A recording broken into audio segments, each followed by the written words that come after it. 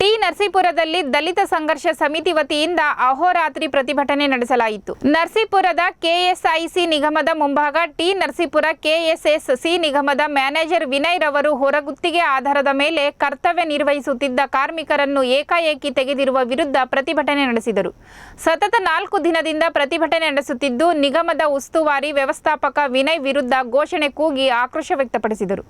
ಈ ಸಂದರ್ಭದಲ್ಲಿ ಮಾತನಾಡಿದ ಜಿಲ್ಲಾ ಸಂಚಾಲಕ ಆಲಗೂಡು ಸಿ ಉಮಾ ಮಹಾದೇವ್ರವರು, ರೇಷ್ಮೆ ನೂಲು ತೆಗೆಯುವ ಘಟಕದ ಉಸ್ತುವಾರಿ ಪ್ರಧಾನ ವ್ಯವಸ್ಥಾಪಕರು ತಮ್ಮ ವೈಯಕ್ತಿಕ ಪ್ರತಿಷ್ಠೆಯಿಂದ ಖಾಸಗಿ ಏಜೆನ್ಸಿ ಮೂಲಕ ಹೊರಗುತ್ತಿಗೆ ಅಡಿಯಲ್ಲಿ ಕೆಲಸ ಮಾಡುತ್ತಿರುವ ಬಡ ಕಾರ್ಮಿಕರನ್ನು ಕ್ಷುಲ್ಲಕ ಕಾರಣಕ್ಕೆ ಕೆಲಸದಿಂದ ತೆಗೆದಿದ್ದು ನ್ಯಾಯ ಸಿಗುವವರೆಗೆ ಹೋರಾಟ ಮಾಡುತ್ತೇವೆಂದು ತಿಳಿಸಿದರು.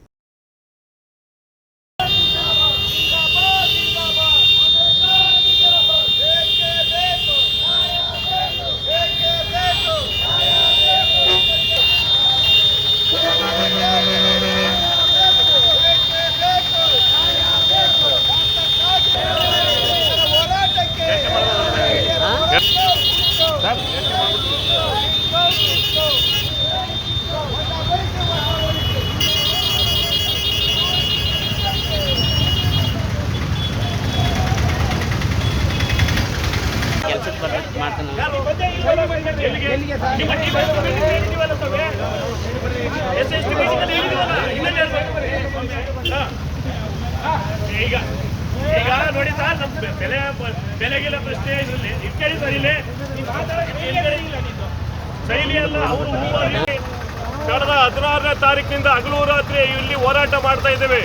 ಇವತ್ತು ನಾವು ಕಾರ್ಮಿಕರ ಪರವಾಗಿ ನೊಂದ ಕಾರ್ಮಿಕರು ಇಲ್ಲಿ ಏನು ವಿನಯ ವ್ಯವಸ್ಥಾಪಕ ನಿರ್ದೇಶಕ ಇದ್ದಾರೆ, ಉಸ್ತುವಾರಿ ವ್ಯವಸ್ಥಾಪಕ ನಿರ್ದೇಶಕರು, ಇವರು ಕಾರ್ಮಿಕರನ್ನ ನಿರಂತರ ಶೋಷಣೆಗೆ ಒಳಪಡಿಸ್ತಿದ್ದಾರೆ. ಸದ್ದಾಂ ಹುಸೇನ್ ತರ ಆಡಳಿತ ನಡೆಸ್ತಾ ಇದ್ದಾರೆ. ಇವತ್ತರ ವಿರುದ್ಧ ಕ್ರಮ ಕೈಗೊಳ್ಳಬೇಕು ಅಂತ ಸಂಸ್ಥೆ ಕೆಎಸ್ಐಸಿ MD ಅವ್ರಿಗೆ ನಾವು ಮನವಿ ಕೊಟ್ಟಿದ್ದೀವಿ. ಆದರೆ ಅವರು ಇಲ್ಲಿ ತನಕ ಅವ್ರಿಗೆ ಒಂದು ಕ್ರಮ ವಹಿಸಂತ ಅವ್ರಿಗೆ ಲೆಟರ್ ಕೊಟ್ಟರೆ ಯಾವುದೇ ರೀತಿ ಕ್ರಮ ವಹಿಸಿಲ್ಲ. ಕಾರಣ ಇಷ್ಟೇ, ನಾವು ಒಂದು ಇಲ್ಲಿ ಹೋರಾಟ ಮಾಡೋಕ್ಕೆ ಇಲ್ಲಿ ನಿಂಗರಾಜು ಅಂತ ಕಾರ್ಮಿಕ, ಹಾಗೆ ಅದೇ ಥರ ಹಲವಾರು ಕಾರ್ಮಿಕರು ಯಾವುದೇ ಕಾರಣ ಇಲ್ಲದೆ, ಯಾವುದೇ ಗಲಾಟೆ ಇಲ್ಲದೆ ಅವ್ರನ್ನ ಸಣ್ಣ ಪುಟ್ಟ ಕ್ಷುಲ್ಲಕ ಕಾರಣ ಇಟ್ಕೊಂಡು ಕೆಲಸದಿಂದ ತೆಗ್ದಿದ್ದಾರೆ.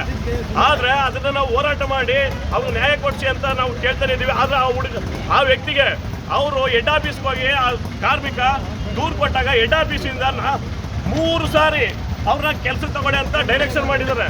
ಆದರೂ ಇವರು ತಗೋದಿಲ್ಲ.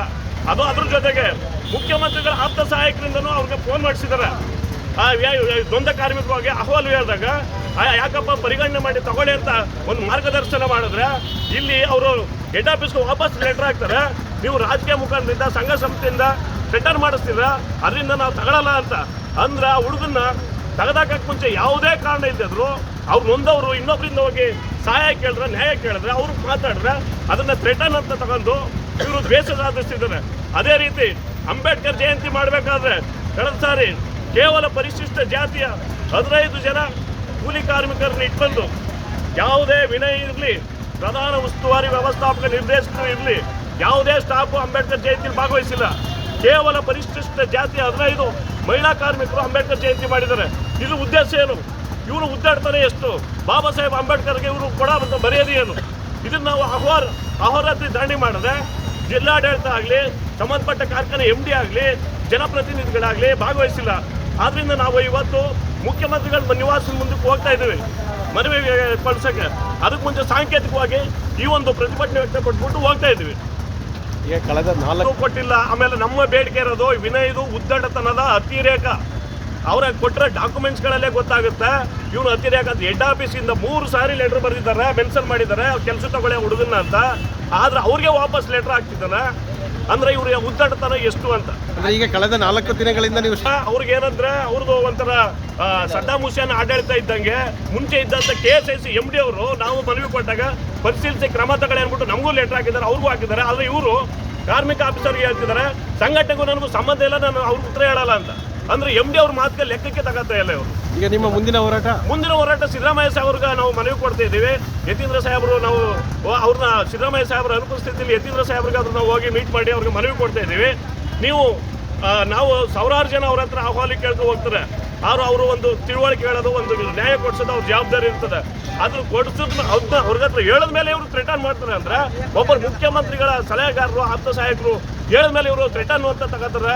ಅಥವಾ ಸಂಘ ಸಂಸ್ಥೆಯವರು ಒಂದು ಮಾರ್ಗದರ್ಶನ ಮಾಡಿ ಆ ವ್ಯಕ್ತಿ ಸುಸೈಡ್ ಮಾಡ್ಕೊಳ್ಳೋಂಥ ವ್ಯಕ್ತಿ ನಾವು ರಕ್ಷಣೆ ಮಾಡಿದ್ದೀವಿ. ಇವತ್ತು ಅವರು ಆತ್ಮಹತ್ಯೆ ಮಾಡ್ಕೊತೀವಿ ಅಂತ ನಮ್ಮ ಹತ್ರ ಆಹ್ವಾನ ಹೇಳ್ದ, ಬೇಡಪ್ಪ ನಾವು ನಿಮ್ಮ ಪರವಾಗಿ ಹೋರಾಟ ಮಾಡ್ತೀವಿ, ಈ ನ್ಯಾಯ ಕೊಡಿಸ್ತೀವಿ, ಈ ದಲಿತ ವಿರೋಧಿ ಇದ್ದಾನೆ, ಇವ್ರ ಮೇಲೆ ಕ್ರಮ ಜರುಗಟ್ಟು ನಾವು ಬಿಡಲ್ಲ ಅಂತ ಹೇಳ್ದಂಗ ಅವ್ನ ಜೀವ ಉಳಿದಿದೆ. ಇದನ್ನ ಉಳಿಸ್ಬೇಕಾ ಬೇಡ? ಯಾವ ಸಂಘಟನೆಯವ್ರು ಏನು ಇವನು ಹೇಳ್ತಿದ್ದಾನೆ, ಅವ್ರಿಗೂ ನಮಗೂ ಸಂಬಂಧ ಇಲ್ಲ ಅಂತ. ಪ್ಯಾಲೆಸ್ತೀನಲ್ಲಿ, ಗಾಜಾಪಟ್ಟಿಯಲ್ಲಿ, ಇಸ್ರೇಲಲ್ಲಿ ಹೋರಾಟ ಮಾಡಿದಾಗ, ಯುದ್ಧ ಆಗ್ತಿದ್ದಾಗ ಬೆಂಗಳೂರಲ್ಲಿ ಪ್ರತಿಭಟನೆ ಮಾಡಿ ಮನವಿ ಕೊಡ್ತಾರಲ್ಲ, ಅಲ್ಲಿಗೂ ಸಂಬಂಧ ಏನು? ಇವನ ಮೇಲೆ ಬದಲು ಸಸ್ಪೆಂಡ್ ಮಾಡಿ ಇವನ್ನ ಅಮಾನತುಗೊಳಿಸಿ ಇಲ್ಲಿ ತನಿಖೆ ಮಾಡಬೇಕು. ಈಗ ನಿಮ್ಮ ಹೋರಾಟ ನಿವಾಸಕ್ಕೆ ಮುಂದಕ್ಕೆ ಹೋಗ್ತಾ ಇದ್ದೀವಿ, ಮನವಿ ಕೊಡ್ತೀವಿ ಅಷ್ಟೇ. ಈತನ್ನ ಸಸ್ಪೆಂಡ್ ಮಾಡಿ, ವಿನಯನ ಸಸ್ಪೆಂಡ್ ಮಾಡಿ, ಅವನಿಗೆ ಯಾರು ಥ್ರೆಟನ್ ಮಾಡಿದ್ದು? ಯಾವ ರಾಜಕಾರಣಿ ಮುಖಂಡರುಗಳು, ಯಾವ ಸಂಘ ಸಂಸ್ಥೆಯವರು ಅವ್ರಿಗೆ ತನಿಖೆ ಥ್ರೆಟನ್ ಮಾಡಿದ್ರಲ್ಲ ಅಂತ ತನಿಖೆ ಆಗ್ಬೇಕು ಮೊದಲು. ಆಮೇಲೆ ಹೆಡ್ ಆಫೀಸಲ್ಲಿ ಇವರ ಒಳ ಜಗಳ ಏನಂದ್ರೆ, ಹೆಡ್ ಆಫೀಸಲ್ಲಿ ಯಾರಿಗೆ ಇವ್ರಿಗೆ ಆದೇಶ ಮಾಡಿರ್ತಾರಲ್ಲ ಕೆಲಸ ತಗೊಳ್ಳಿ ಅಂತ, ಅವ್ರಿಗೂ ಇವ್ರಿಗೆ ಇರೋ ಒಳ ಜಗಳದಲ್ಲಿ ಇವರು ಸಾಮಾಜಿಕ ಕಾರ್ಮಿಕರನ್ನ ಬಲಿಪಶು ಮಾಡ್ತಿದ್ದಾರೆ. ಇದಕ್ಕೆ ತಾಜಾ ಉದಾಹರಣೆ, ಅವರು 3 ಸಾರಿ ಈ ವ್ಯಕ್ತಿಗೆ ಕೆಲಸ ತಗೊಳ್ಳಿ ಅಂದಮೇಲೆ ಇವನು ಇನ್ನೇಲೆ ಹೆಡ್ ಆಫೀಸ್ ಅವ್ರಿಗೆ ಗೊತ್ತಿರಲ್ವಾ, KSSC ನಿಗಮಕ್ಕೆ ಗೊತ್ತಿರಲ್ವಾ? ಆದ್ರೆ ಅವರು ಹೇಳಿದ್ಮೇಲೆ ಇವರು ಉದ್ಘಾಟನೆಯಲ್ಲಿ ಇವನಿಂದಾಗಿ ಎಲ್ಲ ಕಾರ್ಖಾನೆ ಪ್ರೊಡಕ್ಷನೇ ನಿಂತೋಯ್ತು ಅನ್ನೋ ವರದಿ ಮಾಡಿದಾರಲ್ಲ, ಎಷ್ಟರ ಮಟ್ಟಿಗೆ ಸರಿ? ಒಬ್ಬ ಅಮಾಯಕ ಕಾರ್ಮಿಕರ ಮೇಲೆ ಈ ಥರ ವರದಿ ಮಾಡಿ ಸ್ವಯಂ ದ್ವೇಷ ಸಾಧಿಸ್ತಿರೋದು ಎಷ್ಟರ ಮಟ್ಟಿಗೆ ಸರಿ? ದಲಿತ ವಿರೋಧಿ ಅಂಬೇಡ್ಕರ್ ಜಯಂತಿ ಅಂತ ಜಯಂತಿಗಳಲ್ಲಿ ಸ್ವತಃ ಉಸ್ತುವಾರಿ ವಹಿಸ್ತೆ, ಯಾವ ಅಧಿಕಾರಿಗಳನ್ನು ತರಿಸ್ತೆ, ಬರೀ SC ಮಹಿಳೆಯರು ಇಟ್ಕೊಂಡು ಅಂಬೇಡ್ಕರ್ ಜಯಂತಿ ಮಾಡಿಸ್ತಾನೆ ಅಂದ್ರೆ ಎಷ್ಟು ಮಟ್ಟಿಗೆ ಸರಿ? ಈಗ ನಿಮ್ಮ ಕಾರ್ಮಿಕ ವಿರೋಧಿ ಇದ್ದಾನೆ, ದಲಿತ ವಿರೋಧಿ ಇದ್ದಾನೆ, ಹಾಗೆ ಮಹಿಳೆಯರು ಈಗ ಕಾರ್ಮಿಕ